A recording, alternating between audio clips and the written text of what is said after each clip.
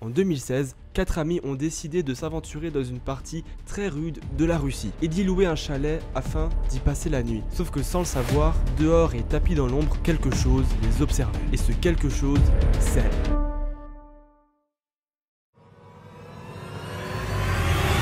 Oh les amis, mais il fait froid ou quoi en ce moment? Et dis donc, on est en Sibérie ou quoi? Alors vous n'avez sûrement absolument rien compris à ce que je suis en train de vous dire, et c'est normal, ça a un lien avec le prochain thread qui arrive. Simplement vous l'avez pas encore le thread, du coup pour vous ça n'a aucun intérêt. Les amis, déjà laissez-moi vous dire bienvenue dans cette nouvelle vidéo, dans ce nouveau thread. J'aimerais d'abord m'excuser d'avoir mis 25 ans à faire une vidéo, et je vous assure que vous allez adorer ces prochains threads d'horreur, puisqu'ils ont une petite particularité, une petite qualité, qui est qu'ils sont capables de faire de la trompette avec leur trou de balle. Non, non, c'est faux, c'est pas ça du tout. Ils sont capables de faire du violon avec leur bite. Non, en réalité, c'est aucun des deux, je suis désolé. Ces threads d'horreur ont tous un retournement de situation assez improbable, donc restez bien jusqu'à la dernière seconde. Sans plus attendre, nous allons donc passer à la première histoire.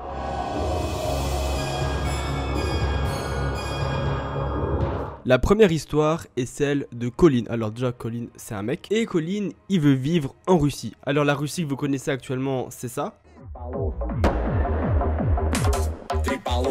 Mais en fait, ça c'est qu'une vingtaine de pourcents et il y a une partie bien plus éloignée qui fait 12 millions de kilomètres carrés. J'ai bientôt fini de vous emmerder avec mes chiffres. Et cette partie-là s'appelle la Sibérie. Waouh, Julien, tu as tellement bien amené le sujet au début de la vidéo. Merci. Mon petit talent. Ouais, je sais. La température moyenne est environ de 0,5 degrés toute l'année et c'est peuplé par les animaux les plus dangereux qu'il existe sur Terre. On y trouve par exemple des ours ou des tigres de Sibérie ou des loups gris. D'ailleurs, pour vous mettre dans le bain, sachez qu'il y a une histoire où il y a un tigre de Sibérie qui s'était fait tirer dessus par un chasseur et le chasseur est parti en pensant que le tigre était mort, sauf que pas du tout, et le tigre l'a suivi jusqu'à ce que le chasseur s'arrête et fasse une pause et il l'a dévoré vivant. Donc on est vraiment sur des animaux dangereux et intelligents. Du coup, la Sibérie c'est vraiment la dernière ressource naturelle et c'est vraiment un endroit où les hommes ne peuvent pas y foutre les pieds. Mais ça, c'était sans compter sur notre ami du jour, Colin. Je précise toujours, Colin, c'est un homme. Colin, comme une petite minorité de vieux fous, il voit vraiment la Sibérie comme la seule région du monde où il y a encore vraiment une vraie nature qui n'a pas été touchée par l'homme. Et depuis gosse, il est fasciné par cet endroit. Colin, il est américain de naissance, mais il est tellement fasciné par la Sibérie et la Russie qu'il va décider d'apprendre tout ce qu'il y a à savoir sur leur culture. Il est tellement chaud qu'il va apprendre à parler russe, tout seul. Donc en gros, il devient bilingue. Mais pas bilingue genre comme toi en anglais à l'école où tu disais « Yes, please, miss, why did you give me a bad grade? Because I have a bonne note. » Et elle te disait un truc du style « Écoute Corentin, là à un moment donné, il faut que tu fermes ta gueule, on est en cours de maths. » Voilà, Corentin, je suis désolé, tu es con. Tu as l'œil vide, Corentin. Non, vraiment, lui, il est bilingue énervé. Et en fait, il est tellement énervé qu'il va tuer sa sœur. Non, c'est pas du tout ça le script. En fait, il est tellement énervé qu'il va aller s'installer dans une communauté qui s'appelle les Irkutsk. Colin étudie alors dans une école russe et se fait 2 amis, aussi fous que lui. Et pendant 3 ans, dès qu'ils auront un peu de temps libre, ils vont sortir et visiter la forêt et les montagnes. Et il devient si expérimenté qu'il va commencer à travailler pour un organisme sibérien de manière tout à fait volontaire. Et son taf est de baliser les forêts encore inconnues. Donc dans le game de la randonnée et de la survie, il est vraiment très chaud. Et vous allez voir que ces éléments, même s'ils ont l'air assez anodins, ont une grande importance pour le reste de l'histoire.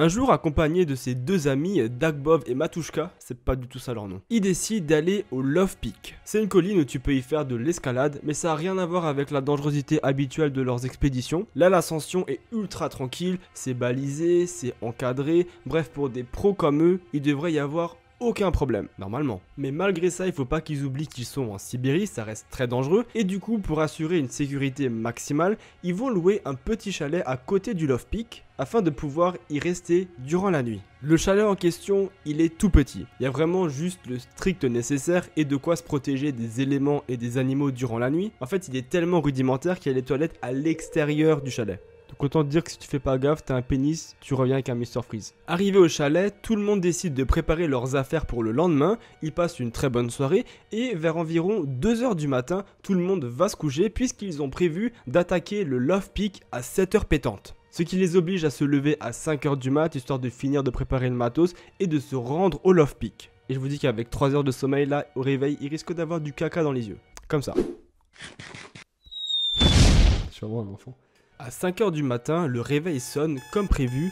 Sauf que, petit problème, Colin n'est pas dans son lit. Pour ses amis Drugbov et Patacha, c'est toujours pas leur prénom, il n'y a rien de grave parce qu'il y a encore tous ses affaires personnelles dans le chalet et du coup ils pensent simplement qu'il va revenir et qu'à cette heure ils seront au Love Peak. D'ailleurs, étant donné que les toilettes sont à l'extérieur, il est peut-être juste allé couler un bronze ou alors il allait marcher. Les minutes passent et l'heure fatidique de 5 heures arrive et mauvaise nouvelle, Colin n'est toujours pas rentré. Et là ça commence à être inquiétant puisque ça lui ressemble pas du tout. Ses amis commencent sérieusement à s'inquiéter et en partant ils vont donc laisser une note sur la porte du chalet. Colin reste ici. On va revenir, préviens un voisin si tu pars, va voir la police, nous sommes à ta recherche. Peu de temps après, aucune nouvelle de Colin.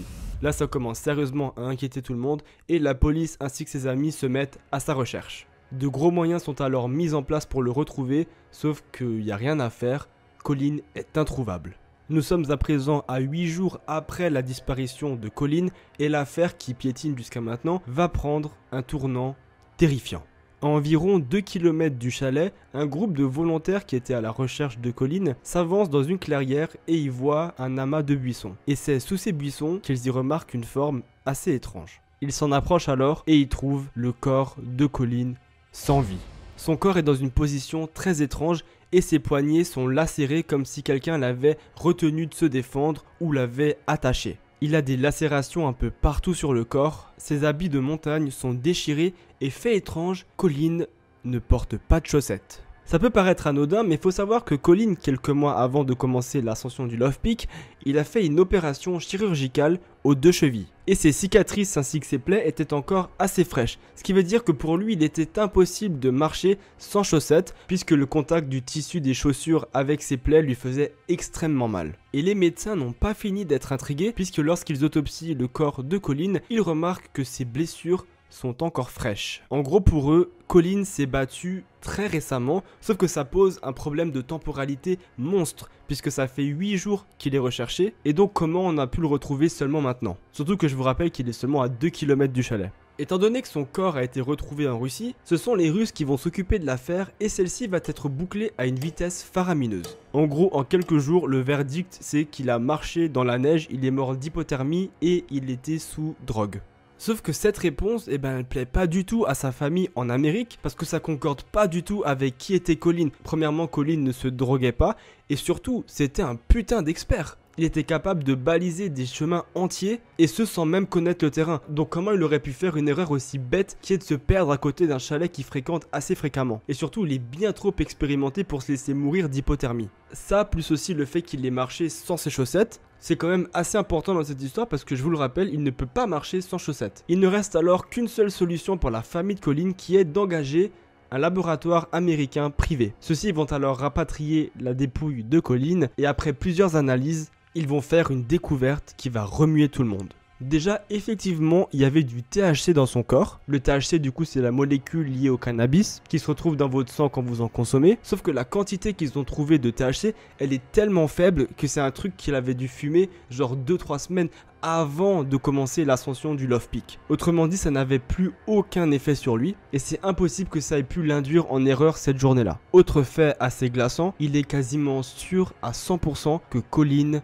n'est pas mort d'hypothermie. En effet, ils ont retrouvé des traces de lacération énormes sur son corps et surtout des marques de strangulation et de suffocation. Autrement dit, Colin a été assassiné. L'affaire a alors pris un tournant que personne n'attendait, mais il y a plus. En effet, au vu de l'état de décomposition très peu avancé du corps de Colin, il est très probable qu'il soit mort quelques heures avant sa découverte. Autrement dit, Colin a été soit tué sur place et découvert quelques heures après, ou soit il a été tué quelque part et ramené près du chalet. Ce qui laisse aussi un autre fait glaçant, durant la majorité du temps où Colin était recherché, celui-ci était vivant. Ce qui s'est alors probablement passé, c'est que Colin est effectivement sorti pour aller aux toilettes, simplement dehors tapis dans l'ombre, une ou plusieurs personnes l'attendaient. Ils l'ont ensuite attaché, battu et tué avant de le laisser 8 jours plus tard à côté du chalet. Ils ont voulu faire passer sa mort pour un accident, sauf qu'il y a une dernière théorie qui pourrait venir appuyer certains points, qui est tout simplement qu'il a été tué par le gouvernement russe. Il faut savoir que Colin y participait à beaucoup de manifestations pour le climat et que les autorités russes l'avaient déjà averti une première fois, parce que bon voilà, on va pas en parler, mais là-bas, tu tombes vite sur une balle de pistolet, quoi, on va dire, si tu fais pas attention à ce que tu dis. Tous ces éléments mis ensemble, plus le fait que l'affaire a été bâclée par les autorités russes, pourraient venir appuyer le point qu'il a effectivement été assassiné. Malheureusement, ça c'est que des hypothèses et on ne saura jamais réellement ce qui est arrivé à Colin. Par contre, on sait quelques trucs, par exemple, qu'il n'a pas été tué par un animal ou quoi, parce qu'on n'a retrouvé aucune trace d'ADN d'animal sur son corps. Donc vraiment, c'est hautement probable que ce soit un humain qui l'ait tué. Bon les amis, j'espère que cette première histoire vous aura plu. Elle était un peu longue, les deux prochaines sont un peu moins condensées quand même. Si vous ne l'avez pas encore fait, n'hésitez surtout pas à vous abonner à la chaîne YouTube, ça aide de ouf. Et pour ceux qui sont déjà abonnés, ben écoutez, merci. Mettez un petit like et un petit commentaire pour dire que vous êtes là. Et sans plus attendre, on va bien sûr passer à la deuxième histoire. Pourquoi j'ai pris un accent alsacien quand j'ai fait ça ?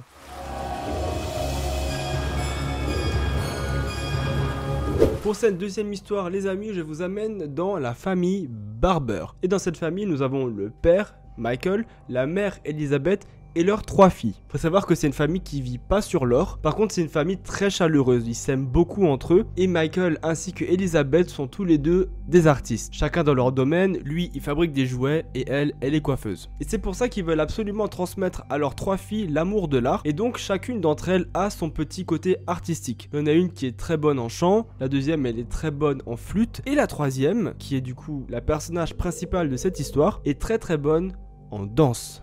Cette troisième s'appelle Rachel et c'est clairement la plus douée de toute la famille. En fait, elle est déjà tellement douée qu'il l'appelle à la maison Rachel Star. Le boulard de la meuf. Malgré cette grâce et cette impression que tout lui réussit, faut quand même que je vous parle de quelques points un peu sombres de Rachel, qui sont ses peurs. Faut savoir que Rachel Star, elle a terriblement peur du noir, elle a très peur des transports en commun et elle déteste se retrouver toute seule. Et retenez bien ces infos parce que seront un peu importants dans la suite du thread. Peu beaucoup même en fait. À côté de ça, faut savoir qu'elle a aussi beaucoup de difficultés à l'école. Voilà, les notes, ça va pas du tout. En fait, c'est même pire que ça, c'est catastrophique. Mais vraiment, l'école, c'est terrible. C'est comme Corentin dans l'histoire d'avant.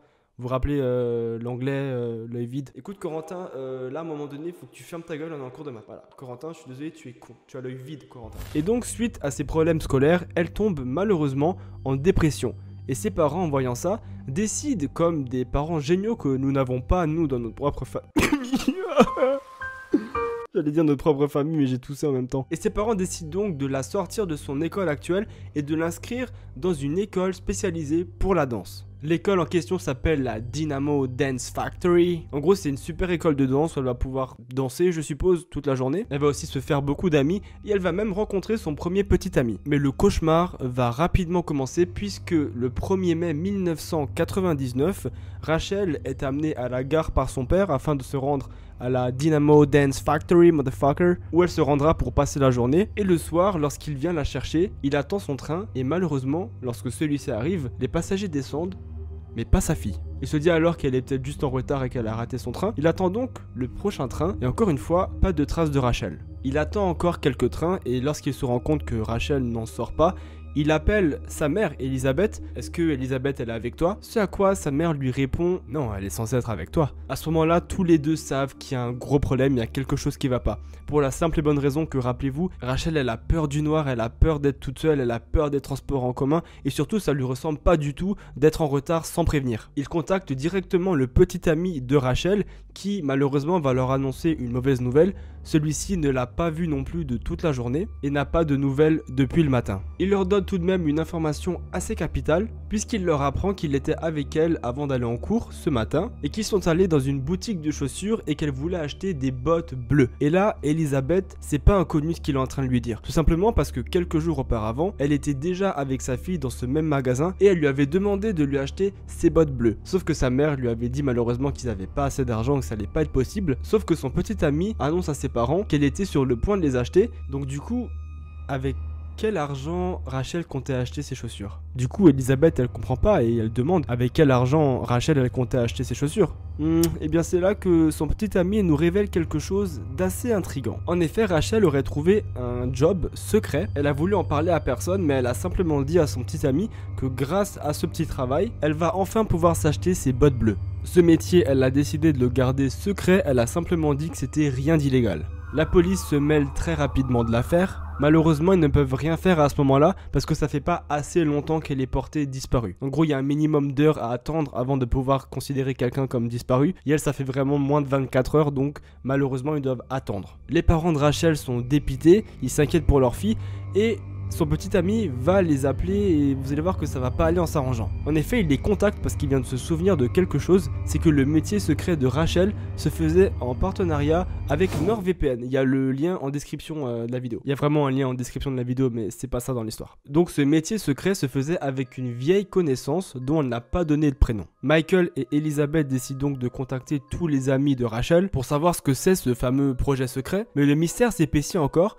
puisqu'apparemment aucune de ses amies n'a connaissance de ce projet secret. Cela fait maintenant une semaine que notre amie Rachel est disparue et une de ses amies prénommée Allison va appeler la police pour donner une information capitale.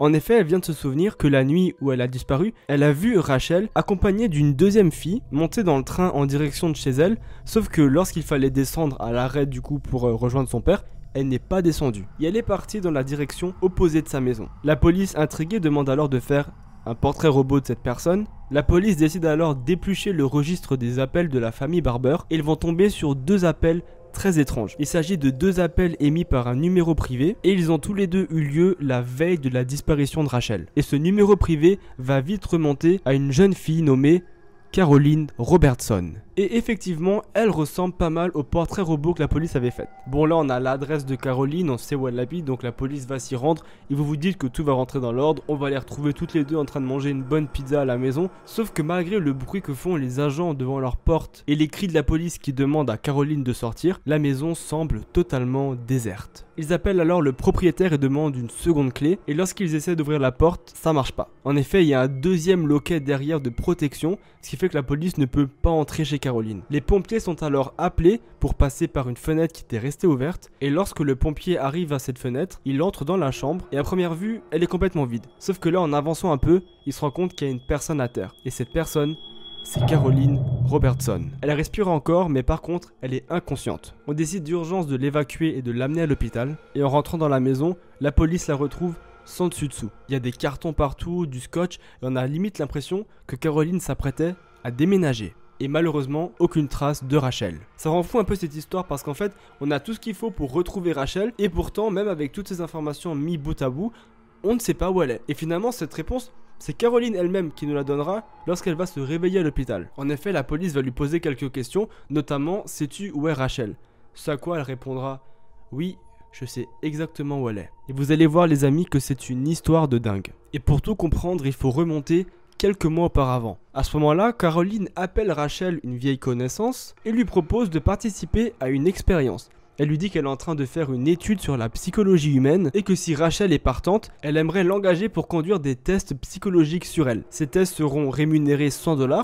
Et on découvre du coup que c'est ça le métier secret de Rachel. Et tout ce que Rachel a à faire, c'est de garder confidentiel les tests. Et du coup, Rachel, qui voulait absolument ses boîtes bleues, elle s'est rendue chez Caroline. Et en arrivant là-bas, ils ont bu une bière, ils ont mangé une pizza et ils ont commencé les tests. Sauf que ce que Rachel ne savait pas, c'est que Caroline avait mis de la drogue dans sa bière. Et lorsque Rachel commence à perdre pied avec la réalité, Caroline lui a simplement demandé de fermer les yeux, de respirer et de commencer à méditer. Elle s'est ensuite doucement levée, elle est allée chercher le câble d'un téléphone filaire et a étranglé Rachel. Elle l'a étranglée jusqu'à ce que Rachel suffoque et ensuite traîné son corps jusqu'en bas pour le mettre dans une armoire. Faut savoir que Caroline, elle avait plusieurs kilos de plus que Rachel, donc malheureusement elle n'aurait rien pu faire. Et en se rendant compte que le corps commence à se décomposer, elle décide de l'enrouler dans un tapis et de le mettre dans le coffre d'un taxi. Elle se rend ensuite dans une de ses maisons de vacances et décide d'enterrer le cadavre de Rachel à côté de celui de son chien. Sauf que tout ça, Caroline, elle s'est bien gardée de le dire à la police, qui ne le découvrira que plus tard lorsqu'ils vont tomber sur le carnet magique. Non, le carnet magique. Il y a quoi dans son carnet secret? Qu'ils vont réellement comprendre toute l'histoire. En effet, il y avait plein de dessins de Caroline où elle se dessinait super moche et elle s'insultait. Donc elle avait vraiment un gros problème avec son image personnelle. Et d'ailleurs, il faut savoir qu'elle n'a pas été attaquée dans sa maison, mais qu'elle a fait un malaise et qu'elle est tombée dans les pommes lorsqu'elle a entendu la police arriver chez elle. Et du coup, c'est pour ça qu'on l'a retrouvée par terre. Caroline comptait aussi voler la carte d'identité de Rachel et de devenir Rachel. Ouais, genre en fait, elle voulait simplement voler l'identité de Rachel en la tuant. Elle comptait ensuite perdre 20 kilos, se faire une chirurgie du nez, changer légalement simplement son nom à Rachel Barber et voulait simplement se faire passer pour Rachel. Genre avec ses parents, ça allait passer une Rachel qui a 20 kilos de plus. Mais Rachel, tu es grosse. Tu es grosse, Mélissandre. Néanmoins, Caroline a plaidé coupable et elle a été sanctionnée à une peine de 20 ans. Elle a été libérée après 15 ans. Et l'histoire de Rachel aura inspiré un livre ainsi qu'un film. Bon les amis, vous comprenez du coup maintenant pourquoi est-ce que dans mes titres je mets moins de 16 ans. C'est juste parce que parfois on rentre dans des sujets et des histoires un petit peu glauques et un peu barbares. Et je dis ça juste parce qu'il y a certaines personnes d'entre vous qui m'avaient déjà fait la remarque. Si je vous retrouve, vous là, bande de petits coquins.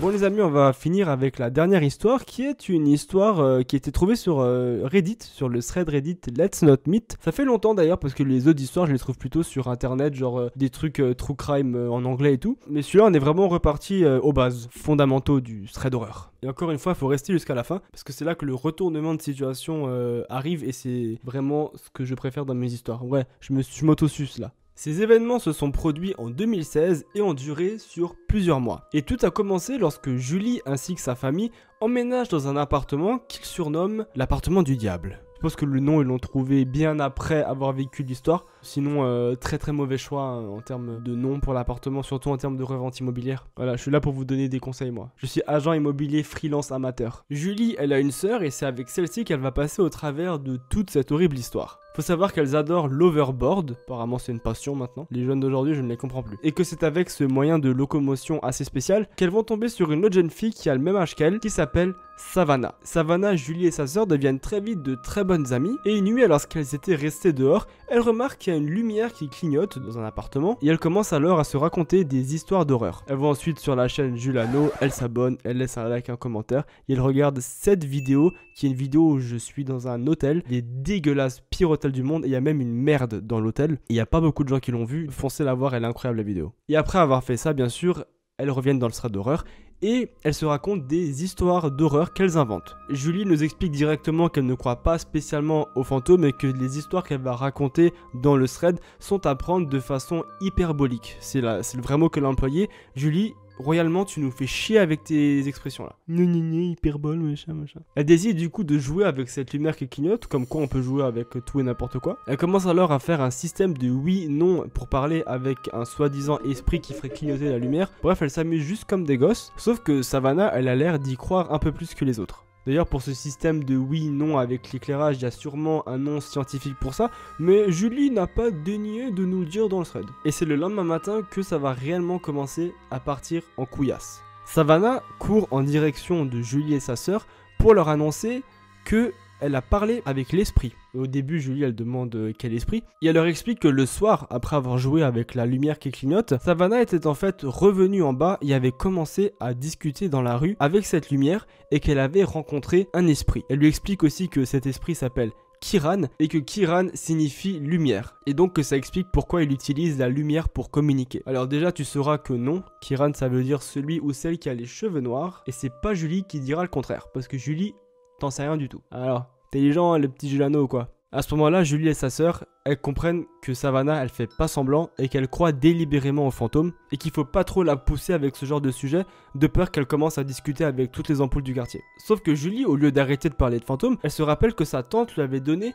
une planche de Ouija. Elle décide donc d'aller la chercher et de commencer une séance de spiritisme avec Savannah. Julie, là je suis sérieux, par contre il va falloir que tu stoppes tout de suite avec Savannah parce que si tu continues, je te jure, dans 2 jours elle parle avec un tire-bouchon. Elle commence alors la séance de Ouija et directement, Savannah dit qu'elle est en contact avec Kiran. Elle voit aussi que Savannah bouge elle-même la goutte sur le Ouija. La goutte du coup c'est cette petite partie en bois où nos mains touchent dessus et c'est censé nous indiquer la lettre que l'esprit veut dire. Sauf que Savannah, elle y croit vraiment de ouf et elle dit que c'est pas elle qui bouge, que c'est Kiran et elle fait vraiment les questions-réponses et Julie et sa sœur touchent même plus la goutte qu'elle continue encore à parler avec Kiran. Quelques semaines s'écoulent, la situation commence à se calmer jusqu'au moment où Savannah propose à nouveau de rejouer au Ouija et cette fois-ci durant cette séance, elle fait la connaissance d'un nouvel esprit. Celui-ci s'appelle Evan et apparemment c'est un esprit jeune qui nous apprend que Kiran est en fait un démon. Tout ça elle le sort de sa tête apparemment et Julie et sa sœur encore une fois n'y croient pas du tout. Par contre, elle, Savannah,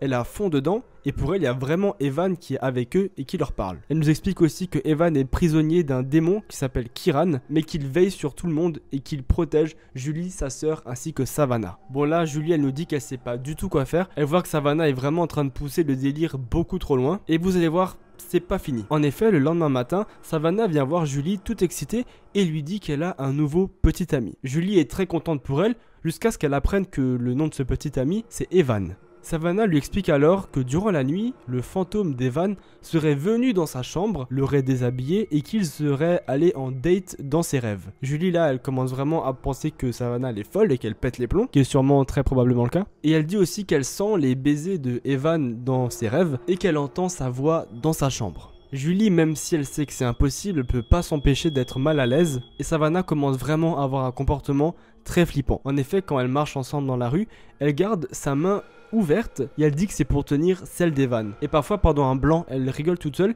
et ensuite elle s'excuse en disant que c'est Evan qui vient de dire une blague. Et elle a même déjà fait sentir sa joue à ses amis pour leur montrer que celle-ci était chaude parce que Evan venait de lui faire un bisou. Donc vraiment, Savannah, elle y croit à 200% dans cette histoire de démons et de fantômes. Et elle est vraiment en train de s'inventer une fausse vie autour de ça. Et si seulement c'était ça le plus flippant, oh, c'est pas ça. La situation devient plus oppressante lorsque Julie et sa sœur se font une amie. Et là, Savannah, elle va complètement changer de comportement. En effet, elle va les observer depuis sa fenêtre, elle va leur envoyer des messages constamment pour lui demander pourquoi elle traîne avec cette amie-là, pourquoi elle n'est pas invitée et est-ce qu'elle peut les rejoindre. En gros, elle devient vraiment très jalouse et très protective. Au point où Julie n'a même plus envie de voir Savannah. Sauf qu'à côté de ça, elle voit que chez ses parents, ça va pas très bien. Savannah revient souvent avec des bleus, ses parents ont l'air très froids et stricts, et elle dit souvent qu'elle compte sur une seule chose, c'est se barrer de chez elle et de plus jamais revenir. Ayant un petit peu pitié d'elle, elle décide alors de faire un petit geste pour elle et ressort la planche de Ouija. Et cette fois-ci, elle a même prévu un truc de ouf, un prank avec sa mère. En effet, lorsqu'il joue au Ouija,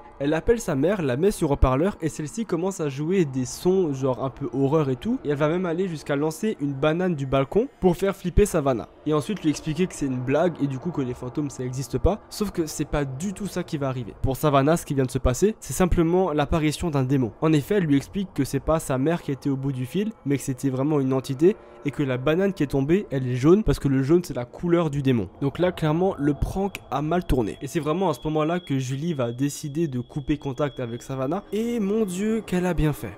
À partir de maintenant, tout ce que je vais vous raconter s'est passé sur plusieurs mois et avec la complicité d'une amie à Savannah qui s'appelle Autumn. Julie et sa sœur décident définitivement de couper les ponts et du coup, elles nous racontent cette histoire au travers de ce qu'elles ont vu par leurs fenêtres ou de ce que leur mère ou des voisins ont raconté. Savannah et Autumn sont toutes les deux fans de spiritisme. Elles ne tarderont pas à commencer à faire de la magie noire dans les couloirs de l'immeuble. Elles se comparent parfois leurs cicatrices sur leurs poignets et en rigolent, puisque c'est de l'automutilation qu'elles se font le soir avant d'aller au lit. Elles décident aussi de dessiner un pentagramme au milieu du parking, et Savannah va parfois sonner aux portes des habitants de l'immeuble afin de leur raconter des crimes sordides qu'elle aurait apparemment commises. Le soir, elles restent toutes les deux seules sur le parking et elles s'amusent à se couper les cheveux ou à regarder Julie et sa sœur depuis le parking. On a aussi vu la police venir à plusieurs reprises chez Savannah, et il y a vraiment une nuit où Julie et sa sœur remarquent que la police reste plus longtemps que d'habitude, et en descendant, c'est la mère de Savannah qui va venir lui expliquer ce qui se passe. 2 ans auparavant, Savannah avait en fait commencé à parler avec un homme beaucoup plus âgé sur internet. Le libellé de la conversation s'appelait « Engagé ». Et effectivement, Savannah avait engagé cet homme pour faire une seule tâche. Et cette tâche, c'était d'assassiner ses propres parents. Elle avait ensuite annoncé à ses parents qui ont du coup prévenu la police parce qu'il y a clairement un tueur à gages qui allait venir les buter chez eux. Savannah, elle est devenue complètement folle et Julie nous dit qu'elle a déménagé peu de temps après avec sa mère et sa sœur et n'a plus jamais eu de contact avec Savannah. On espère simplement que l'état de Savannah va un jour se stabiliser et qu'elle pourra être heureuse. Bon les amis, cette vidéo elle est à présent terminée, j'espère qu'elle vous aura plu. Pour ma part, on se retrouve très prochainement. Si la vidéo vous a plu, n'hésitez pas à l'écrire en commentaire, à me donner des suggestions, à liker la vidéo, c'est très important, à vous abonner si c'est pas encore fait. Et pour ma part, je vous retrouve très prochainement dans un prochain thread d'horreur. Prenez soin de vous, c'était Juliano, ciao.